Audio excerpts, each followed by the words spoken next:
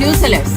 Telugu media మొగల్గా పేరు పొందిన ఈనాడు సంస్థల చైర్మన్ రామోజీరావు కన్నుమూశారు. ఈ నెల 5న ఆయనకు శ్వాస తీసుకోవడంలో ఇబ్బంది తలెత్తడంతో పరీక్షించిన వైద్యులు స్టెంట్ ఇచ్చి అమర్చారు. స్టెంట్ వేసిన తర్వాత ఆయన ఆరోగ్య పరిస్థితి కొంచెం క్రిటికల్ గా మారడంతో ఆసుపత్రిలో చేర్పించారు. ఇక 87 ఏళ్ల రామోజీరావు గత కొంతకాలంగా పలు అనారోగ్య సమస్యలతో బాధపడుతున్నారు. గతంలో కూడా ఆయన ఆసుపత్రిలో చికిత్స పొందారు. కాగా రామోజీరావు మీడియాతో పాటు అనేక వ్యాపారాలు నిర్వహిస్తున్న విషయం తెలిసిందే. ఈనాడు సంస్థలు రామోజీ ఫిలిం సిటీ, మార్గదర్శి చిట్ ఫండ్స్, ప్రియా ఫుడ్స్ వంటి వ్యాపార సామ్రాజ్యాన్ని రామోజీరావు నడిపిస్తున్నారు. తెలుగు మీడియాలో ప్రధానమైన ఈనాడు సంస్థ ఆయన ఆధ్వర్యంలోనే కొనసాగుతున్న సంగతి తెలిసిందే.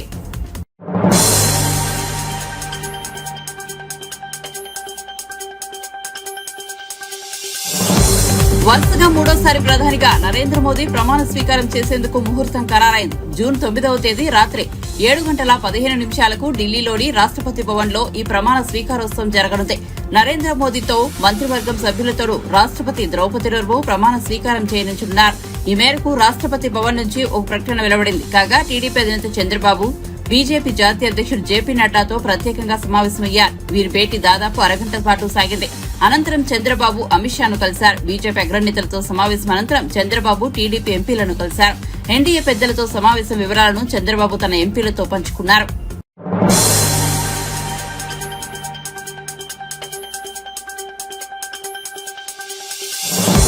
నల్గొండ, ఖమ్మం, వరంగల్ పట్టభద్రుల ఎమ్మెల్సీ ఉప ఎన్నికల్లో కాంగ్రెస్ విజయం సాధించింది. ఆ పార్టీ అభ్యర్థిగా పోటీ చేసిన తీర్మానం మల్లన్న అలియాస్ చింతపండు నవీన్ బీఆర్ఎస్ అభ్యర్థి రాకేష్ రెడ్డిపై గెలిచారు. రెండో ప్రాధాన్యత ఓట్ల లెక్కింపు తర్వాత అధికారులు విజయాన్ని ధృవీకరించారు. గతంలో ఇక్కడ బీఆర్ఎస్ గెలిచిన సంగతి తెలిసిందే. మొదటి ప్రాధాన్యత ఓట్ల లెక్కింపులో ఎవరికి మెజార్టీ రాకపోవడంతో రెండో ప్రాధాన్యత ఓట్లను లెక్కించారు. చివరిగా బీఆర్ఎస్ అభ్యర్థి రాకేష్ రెడ్డి ఎలిమినేషన్ తో మల్లన్న విజయం దక్కించుకున్నారు. కౌంటింగ్ కేంద్రం వద్ద బీఆర్ఎస్ అభ్యర్థి రాకేష్ రెడ్డి మాట్లాడుతూ సాంకేతికంగా ఓడిపోయాను, కానీ నైతికంగా గెలిచానని అన్నారు. నేను ప్రతి రౌండ్ లో గట్టి పోటీ ఇచ్చానని చెప్పారు. శాసనమండలిలో అడుగు పెట్టలేకున్నా బయట నుండి పట్టభద్రుల కోసం పోరాడతానని రాకేష్ రెడ్డి చెప్పారు. కాగా తీర్మానం మల్లన్న గతంలో ఇదే స్థానం నుంచి స్వతంత్ర అభ్యర్థిగా పోటీ చేశారు.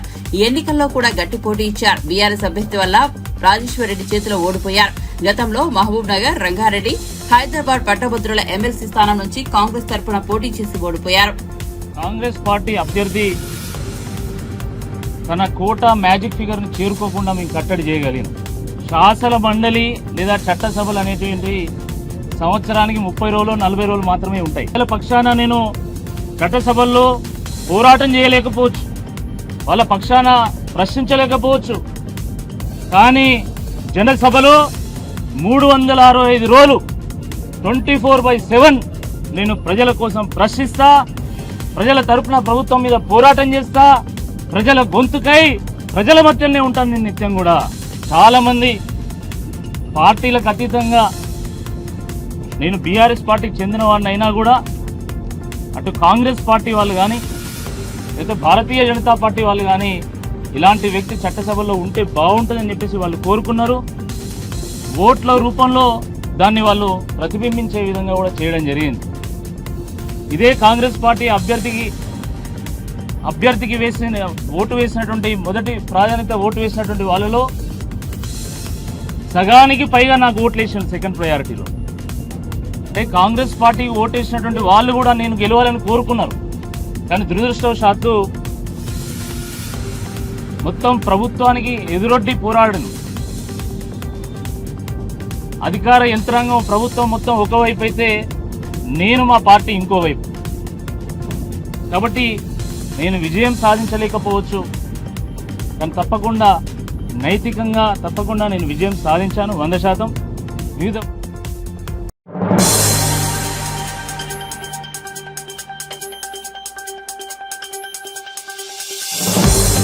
ఎన్డీఏకు మద్దతిచ్చే ఎంపీల జాబితాను రాష్ట్రపతికి అందించామని ప్రధాని నరేంద్ర మోదీ అన్నారు. ఆదివారం సాయంత్రం ప్రమాణ స్వీకారం చేస్తామని తెలిపారు. ఆయన శుక్రవారం సాయంత్రం రాష్ట్రపతి ద్రౌపది ముర్మును కలిసి ఎన్డీఏకు మద్దతిస్తున్న ఎంపీల జాబితాను అందజేశారు. అనంతరం మాట్లాడుతూ ఆజాదీ కా అమృత్ మహోత్సవ్ జరిగిన తర్వాత మొదట ఎన్నికలు ఇవే అన్నారు.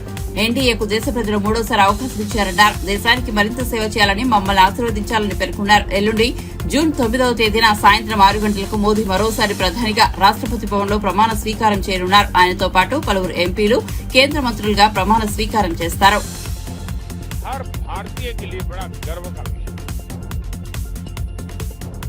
और मैं देशवासियों को विश्वास दिलाता हूं 18वीं लोकसभा में भी हमारे 5 साल के कार्यकाल में भी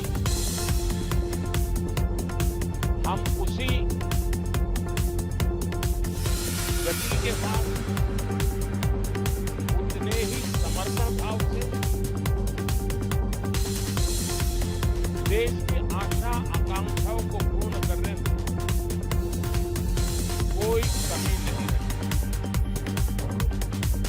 आज सुबह एनडीए की मीटिंग हुई। एनडीए के सभी साथियों ने मुझे फिर से एक बार इस दायित्व के लिए पसंद किया है और सभी एनडीए के साथियों ने राष्ट्रपति जी को इसकी जानकारी दी और राष्ट्रपति जी ने मुझे अभी बुलाया था और मुझे प्रधानमंत्री सेक्रेटरी के रूप में काम करने की नियुक्ति दी है और मुझे इस शपथ समारोह के लिए और मंत्रिपरिषद के लिए सूचित किया है। मोटे तौर पर मैंने राष्ट्रपति जी को कहा है कि वे 9 तारीख शाम को सुविधा रहेगी। बाकी डिटेल तो राष्ट्रपति वर्कआउट करेगा और हम तब तक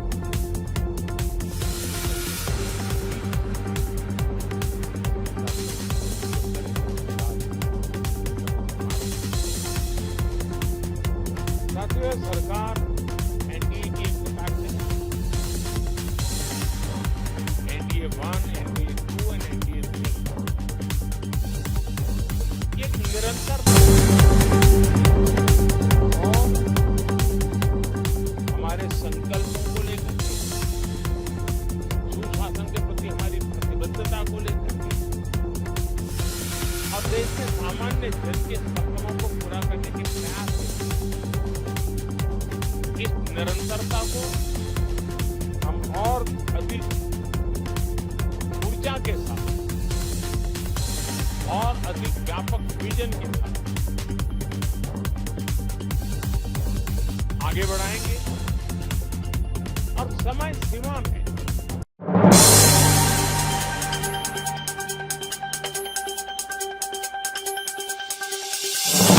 గన్నవరంలో వల్లభనేని వంశీ నివాసంపై టీడీపీ గుండాలు దాడి చేశారంటూ వైసీపీ తీవ్ర ఆరోపణలు చేయడం తెలిసిందే. దీనిపై గన్నవరం టీడీపీ ఎమ్మెల్యే యార్లగడ్డ వెంకట్రావు స్పందించారు. వల్లభనేని వంశీ అనుచరులే తమ వాళ్లను రెచ్చగొట్టారని వెల్లడించారు. వంశీ అనుచరులు తమ వాళ్లను దూషించారని ఆరోపించారు. ఉద్రిక్తతల నేపథ్యంలో సీఆర్పీఎఫ్ బలగాలు మా వాళ్లపై లాఠీచార్జ్ చేశాయి. సీఆర్పీఎఫ్ బలగాల దాడుల్లో 8 మంది గాయపడ్డారు. కొందరు పోలీసులు ఇంకా వైసీపీకి కొమ్ము కాస్తున్నారు. మా కార్యకర్తలు 5 కనిపించడం లేదు, వారిని వెంటనే విడిచిపెట్టాలని యార్లగడ్డ వెంకట్రావు డిమాండ్ చేశారు. వాళ్ళకి రక్షణ కల్పించారు తప్ప ఎల్లుని ఏళ్ల మీద దాడి చేసి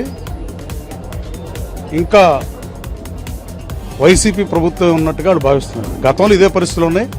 నా నియోజకవర్గంలో పోలీస్ స్టేషన్ ఉన్నా వేస్ట్ అని చెప్పా మీ మీడియాతో.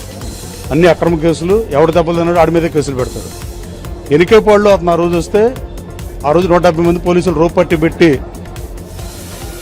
ఉన్నందుకు సిగ్గుపడాలి పోలీసులు. అదే పోలీస్ సిస్టమ్ దాదాపు వాళ్ళే ఉన్నారు ఆఫీసర్లు, సిపి గారు తప్ప. ఇవాళ మళ్ళా కార్యకర్తలని వాళ్ళకి ఇంజురీస్ అయితే పోలీసు వాళ్ళు లాఠీ చార్జ్లో పోలీసు వాళ్ళు సిఆర్పీఎఫ్ని పిలిచారు. అంటే ఈ లా అండ్ ఆర్డర్ని వీళ్ళు ఏడవలేరా? వీళ్ళు కంట్రోల్ చేయలేక సిఆర్పీఎఫ్ని పిలిచారా?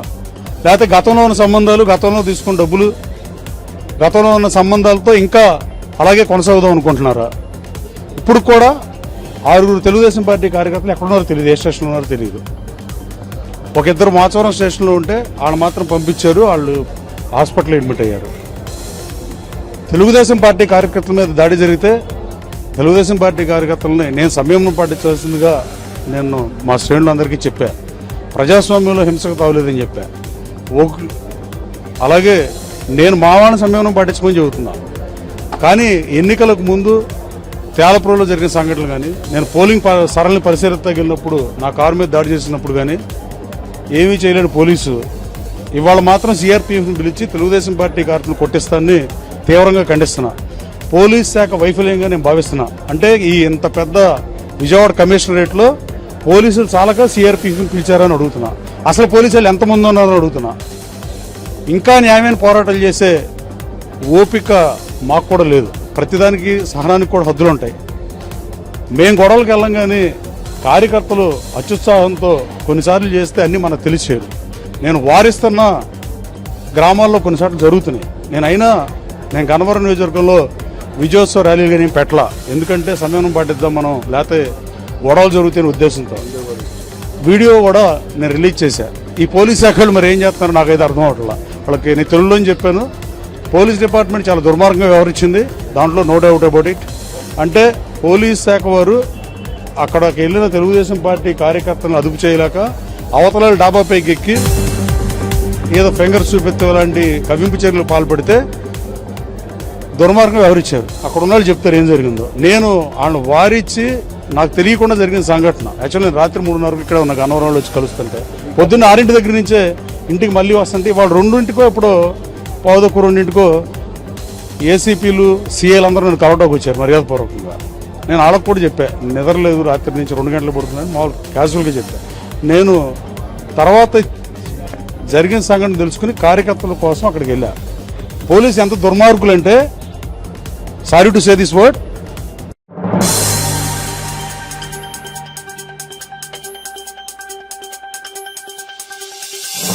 తన తండ్రి కడియం శ్రీహరి పేరుకు మచ్చ లేకుండా తాను ముందుకు సాగుతానని వరంగల్ లోక్సభ నియోజకవర్గం నుంచి గెలుపొందిన కడియం కావ్య అన్నారు. ఎంపీగా తన గెలుపు కోసం కృషి చేసిన వారందరికీ ఆమె కృతజ్ఞతలు తెలిపారు. హన్మకొండలోని సిపిఐ కార్యాలయంలో ఆ పార్టీ నేతలు ఆమెను సన్మానించారు. ఈ సందర్భంగా కావ్య మాట్లాడుతూ తాను సిపిఎం, సిపిఐ పార్టీల మద్దతుతో గెలుపొందారన్నారు. పట్టణంలోని గుడిసెవాసుల సమస్యలను పరిష్కరించేందుకు తన వంతు కృషి చేస్తానని హామీ ఇచ్చారు. రానున్న 5 ఏళ్లు కాంగ్రెస్ కోసం ఎలాగైతే పనిచేస్తానో కమ్యూనిస్టుల కోసం కూడా అంతేగా పనిచేస్తానని హామీ ఇచ్చారు. ఖర్గే గారికి, రాహుల్ గాంధీ గారికి, ప్రియాంక గాంధీ గారికి, అట్లాగే ఇక్కడ మన పిసిసి చీఫ్ మరియు సీఎం రేవంత్ రెడ్డి గారికి, బట్టి విక్రమార్క గారికి, ఉప ముఖ్యమంత్రి వర్యులు, మరియు మన వరంగల్ జిల్లా శాసనసభ్యులు, మంత్రులు, ఇక్కడున్న కాంగ్రెస్ నాయకులు అందరికీ కూడా నన్ను కాంగ్రెస్ పార్టీ అభ్యర్థిగా ప్రకటించినందుకు, నన్ను సపోర్ట్ చేసినందుకు వాళ్ళందరికీ నా ధన్యవాదాలు తెలియజేసుకుంటున్నాను. అదేవిధంగా ప్రజలందరూ కూడా ఎన్ని వ్యక్తిగత విమర్శలు చేసినా కూడా వాటికి నా గెలిపే సమాధానంగా నన్ను నమ్మి ఓటేసినందుకు ప్రతి ఒక్కరికి కూడా నేను నా కృతజ్ఞతలు తెలియజేసుకుంటున్నాను. వాళ్ళు ఏ విధంగానైతే నేను ప్రామిసెస్ చేశానో వాళ్ళకి అండర్ గ్రౌండ్ డ్రైనేజ్ సిస్టమ్ కానీ, తర్వాత ఇండస్ట్రియల్ కారిడార్ కానీ, కోచ్ ఫ్యాక్టరీ కానీ, ఎయిర్పోర్ట్ కానీ, అట్లాగే ఎడ్యుకేషనల్ హబ్గా డెవలప్ చేసుకోవడం, ఇండస్ట్రియల్ హబ్గా డెవలప్ చేసుకోవడము, ఇవన్నిటిపైన నేను ఖచ్చితంగా రానున్న రోజులలో తప్పకుండా పోరాడతాను, కృషి చేస్తాను. ఈ సమస్యలను ఎన్నో సంవత్సరాల నుంచి పెండింగ్ ఉన్నాయి. వరంగల్ ప్రజల గొంతుకగా నేను ఢిల్లీలో మాట్లాడబోతున్నాను. అందుకు అవకాశం కల్పించిన ప్రజలందరికీ కూడా పేరు పేరున నేను నమస్కారాలు తెలియజేసుకుంటున్నాను.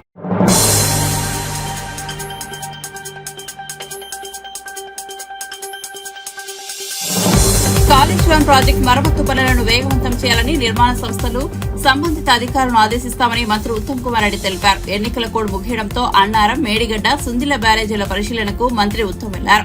ఈ సందర్భంగా ఆయన మీడియాతో మాట్లాడారు. గత ప్రభుత్వం అధికారంలో ఉన్నప్పుడే మేడిగడ్డ ప్రాజెక్టు కుంగిందని, అయినా అప్పటి సర్కారు ఎటువంటి చర్యలు చేపట్టలేదని విమర్శించారు.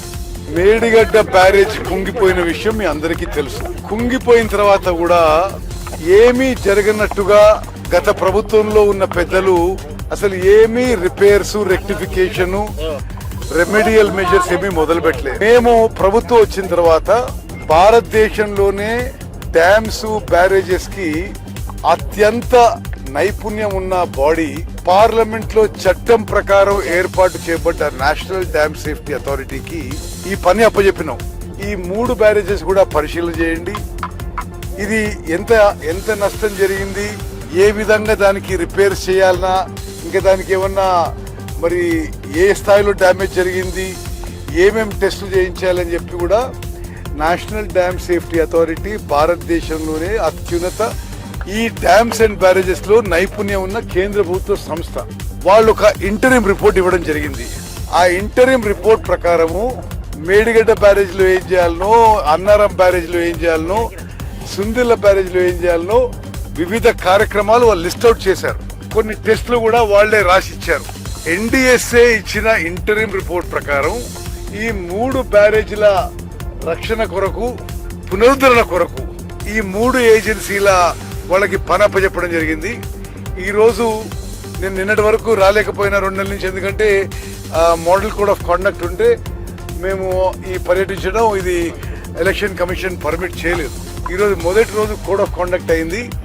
ఈ 3 బ్యారేజెస్ కూడా విజిట్ చేసి NDSA చెప్పిన ఏ అయితే ఇంటరిం మెజర్స్ అవి యుద్ధ ప్రాతిపదిక పూర్తి చేయాలని చెప్పి ఇంజనీరింగ్ డిపార్ట్మెంట్ శాఖ అధికారులకి కన్సర్న్ ఏజెన్సీస్ కూడా చెప్పడం జరుగుతుంది.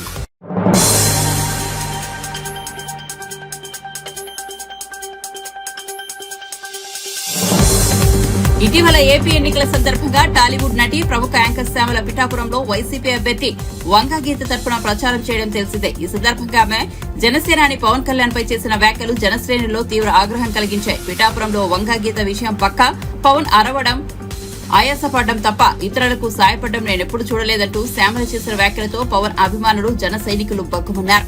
ఇప్పుడు ఎన్నికలు పూర్తయ్యాయి. పిఠాపురంలో పవన్ గెలవడమే కాదు, రాష్ట్రంలో జనసేన పార్టీ పోటీ చేసిన 21 స్థానాలు విజయం అందుకుంది. ఈ నేపథ్యంలో యాంకర్ శ్యామల తనకు బెదిరింపు కాల్స్ వస్తున్నాయని వెల్లడించారు. ఒక రకంగా భయంగానే ఉందని ఆందోళన వ్యక్తం చేశారు. ప్రియమైన ఆంధ్రప్రదేశ్ ప్రజలకి నమస్తే. జరిగిన ఎన్నికల్లో ప్రజలిచ్చిన తీర్పుని స్వాగతిస్తున్నాము. ఖచ్చితంగా ఈ క్షేత్ర స్థాయిలో జరిగినటువంటి ఎన్నికల్లో ప్రజలదే అంతిమ తీర్పు. మీ తీర్పుని ఖచ్చితంగా స్వాగతిస్తున్నాం, గౌరవిస్తున్నాను. ముందుగా అఖండ విజయాన్ని మూటగట్టుకున్న కూటమికి ధన్యవాదాలు. పెద్దలు నారా చంద్రబాబు నాయుడు గారికి, అలాగే పవన్ కళ్యాణ్ గారికి, బీజేపీ సభ్యులందరికీ, పురంధరేశ్వరి గారికి, అందరికీ కూడా హార్దిక కృతజ్ఞతలు తెలియజేసుకుంటున్నాము. అలాగే వైసీపీ గెలుపు కోసం కష్టపడ్డ ప్రతి కార్యకర్తకి, ప్రతి ఒక్కళ్ళకి, వైసీపీ కుటుంబం మొత్తానికి కూడా పేరు పేరున ధన్యవాదాలు. ఎస్, ఓడిపోయాము, కానీ ఒకటి గుర్తుపెట్టుకోవాలి, గెలిచిన నాడు ఎప్పుడూ విర్రవీగలేదు విజయ గర్వంతో, ఓడిపోయిన నాడు ఏనాడు కూడా కుంగిపోలేదు. అలాగే ఈసారి కూడా మన జగన్మోహన్ రెడ్డి గారు మరింత బలాన్ని పుంజుకుని మళ్ళీ ఖచ్చితంగా మీ అందరి సపోర్ట్తో మనందరం కలిసి జగనన్నతో నడిస్తే ఖచ్చితంగా మళ్ళీ ఒక మంచి ప్రభుత్వంగా మనం ఏర్పాటవుతాము. దేవుడిపై నమ్మకం ఉంచి ప్రజలకి మంచి జరగాలని కోరుకుంటూ, ఎస్, ఎప్పటికీ జగనన్నతోనే అందరం కలిసి నడుద్దాము, మంచి చేద్దాం. ఏదైనా ప్రజలకి మంచి జరగడం ముఖ్యం. ఈ 5 ఏళ్లు కూడా ఆంధ్రప్రదేశ్కి ఎంత మంచి జరగాలో అంత మంచి జరగాలని మనస్ఫూర్తిగా కోరుకుంటున్నాను. జై వైసీపీ, జై జగన్. థ్రెటనింగ్ కాల్స్ గురించి వచ్చేసరికి, ఎస్, చాలా కాల్స్ వస్తున్నాయి, చాలా బెదిరిస్తున్నారు. ఒక రకమైన భయంగానే ఉంది నాకు కూడా. కానీ ఏంటంటే ఒకటే చెప్పాలండి, నేను మీకు ఒకటి నచ్చుతుంది, నాకు ఒకటి నచ్చుతుంది, అలా అని చెప్పి మీకు నచ్చింది నాకు నచ్చిందని చెప్పి మీరు బతకడానికి వీల్లేదు అంటే ఇది చాలా అన్యాయం అన్నా, చాలా అన్యాయం. సో ప్లీజ్, దయచేసి ఏది కూడా వ్యక్తిగతంగా తీసుకోవద్దు. నేను వ్యక్తిగతంగా ఎవరిపైన విమర్శలు చేయలేదు, చెయ్యను కూడా. ఎప్పటికీ నాకు చాలా గౌరవం ఎవరన్నా కూడా. వ్యక్తిగత విమర్శలు ఏవి ఎప్పుడు చేయలేదు, చేయని మళ్ళీ చెప్తున్నాను. దయచేసి మీరు కూడా ఏది పర్సనల్ గా తీసుకోవద్దు. ఎస్, ఒక పార్టీని గెలిపించేటువంటి ప్రయత్నంలో నేను ఎంత చేయాలో అంతా చేశాను, ఉన్నదే చెప్పాను, లేనిది ఎక్కడా మాట్లాడలేదు. దయచేసి దాన్ని మీరు అర్థం చేసుకుంటారని కోరుకుంటున్నాను.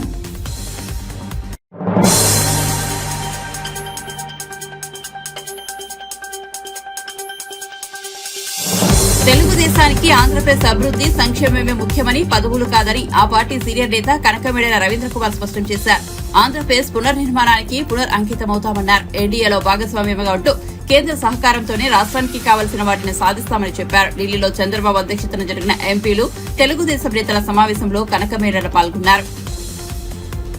ఇప్పుడున్నటువంటి రాష్ట్రంలో ఈ 5 సంవత్సరాల్లో జరిగిన విధ్వంసాన్ని దృష్టిలో పెట్టుకుని ఆంధ్రప్రదేశ్ని పునర్నిర్మించడానికి, ఆంధ్రప్రదేశ్లో ఉన్న మౌలిక వసతులను కల్పించడానికి కావలసినటువంటి నీటి సౌకర్యము, ఇరిగేషన్ నీటి సౌకర్యము ఇట్లాంటివన్నీ కల్పించి పడకేసినటువంటి పోలవరం ప్రాజెక్టుని పునర్నిర్మించడం, అలాగే పాడుపెట్టినటువంటి అమరావతిని మళ్ళీ తిరిగి క్యాపిటల్గా నిర్మించడం, ఇట్లాంటివన్నీ మా ఎన్నికల మేనిఫెస్టోలో ఆంధ్రప్రదేశ్లో ఎన్నికల సందర్భంలో మేము ఏమైతే వాగ్దానాలు చేశామో ఆ వాగ్దానాల అమలుకు సంబంధించి నిత్యము ఎన్డీఏతో మేము సత్సంబంధాలు కలిగి కేంద్ర ప్రభుత్వం యొక్క సహకారాన్ని కోరుతాం. అదే దశల వారీగా, అంశాల వారీగా కొనసాగుతున్న ప్రక్రియ. ఈ ఒక మీటింగ్లో తీసుకునేటటువంటి నిర్ణయం కాదు. అది కంటిన్యూస్గా మేము ఎన్డీఏలో ఉంటాము కాబట్టి ఎన్డీఏతో రిలేషన్ ద్వారా మాకు కావలసినటువంటి ఆంధ్రప్రదేశ్కి, మాకు ఇన్ ది సెన్స్ ఆంధ్రప్రదేశ్ భవిష్యత్తుకు కావలసినటువంటి అంశాలన్నీ కూడా ఒకటికి ఒకటి కేంద్ర ప్రభుత్వం ద్వారా రిక్వెస్ట్ చేసి వాళ్ళ ద్వారా మేము సాధించుకుని ఆంధ్రప్రదేశ్ పునర్నిర్మాణానికి అంకితమవుతాం. Thank you. ఆంధ్రప్రదేశ్లో ఎప్పుడూ కూడా తెలుగుదేశం పార్టీ పదవుల కోసం ప్రాకులాడలేదు. పదవుల గురించి మేము పదవులను కూడా పణంగా పెట్టి వాజ్పేయి గారి గవర్నమెంట్లో బయట నుండి సపోర్ట్ చేసి ఆంధ్రప్రదేశ్లో పదవులు తీసుకోకుండా 5 సంవత్సరాలు వాజ్పేయి గారి గవర్నమెంట్కి ఎటువంటి ఇంటర్ఫీరెన్స్ లేకుండా కొనసాగిందండి. అప్పుడు కూడా మేము ఎన్డీఏలో ఉన్నాం. కనుక ఆంధ్రప్రదేశ్కి పదవులు, తెలుగుదేశానికి పదవులు ముఖ్యం కాదు. ఆంధ్రప్రదేశ్ యొక్క అభివృద్ధి, సంక్షేమం, ప్రజల యొక్క బాగోగులు, ఆంధ్రప్రదేశ్ యొక్క ఉనికిని కాపాడటం అనేటువంటి ప్రధానమైనటువంటి ఎజెండా. ఆ ఎజెండా కోసం మేము సకల చర్యలు తీసుకుంటాం. దాంతో అదే ఉద్దేశంతో ఎన్డీఏ కోఆర్డినేషన్లో మేము కొనసాగుతాం.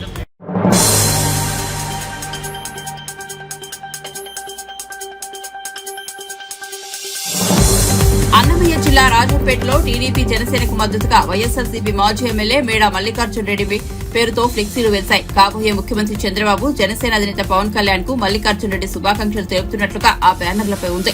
ఈ నెల 12న నియోజకవర్గ వ్యాప్తంగా భారీగా ఇలాంటి బ్యానర్లను వేయాలని నిర్ణయించినట్లు మేడా వర్గీయులు వెల్లడించారు. మేడా సోదరుడు రఘునాథ్ రెడ్డి ఇటీవల రాజ్యసభకు ఎన్నికయ్యారు. అయితే మేడాకు టికెట్ దక్కకపోవడంతో ఆయన ఎన్నికల్లో టీడీపీకి అనుకూలంగా పనిచేయడం గమనార్హం.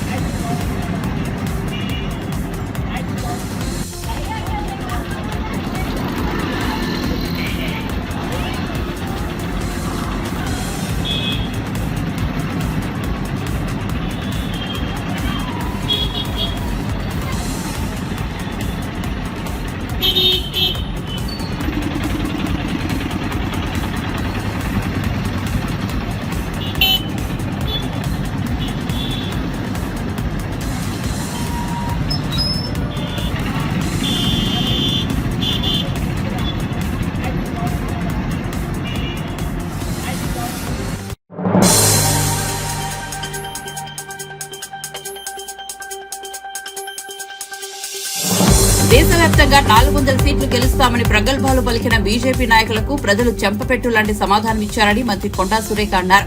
వరంగల్లోని భద్రకాళి అమ్మవారిని ఆమె శుక్రవారం దర్శించుకున్నారు. అనంతరం మీడియాతో మాట్లాడిన మంత్రి ఇండియా కూటమి ఎన్నికల ఫలితాలు సంతృప్తికరంగా ఉన్నాయని తెలిపారు.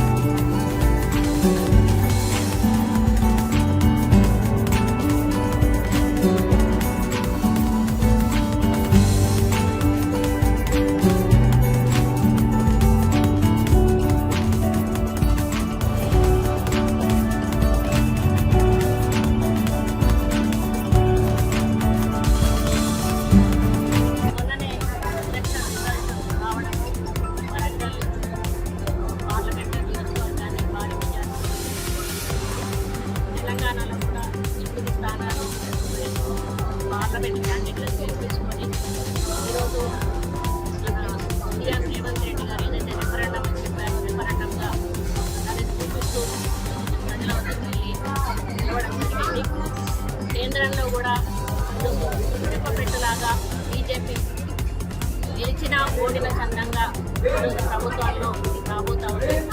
కాంగ్రెస్ కూటమి ఏదైతే ఇండియా కూటమి ఉందో చూపించిన మెజారిటీకి కొంచెం తక్కువలో అయినా కూడా మేము అనుకున్న విజయాన్ని సాధించామని చెప్పాల్సిన అవసరం ఉంది. రైతులంగా కూడా ఇండియా కూటమి గెలుస్తుందని చెప్పాల్సిన అవసరం ఉంది.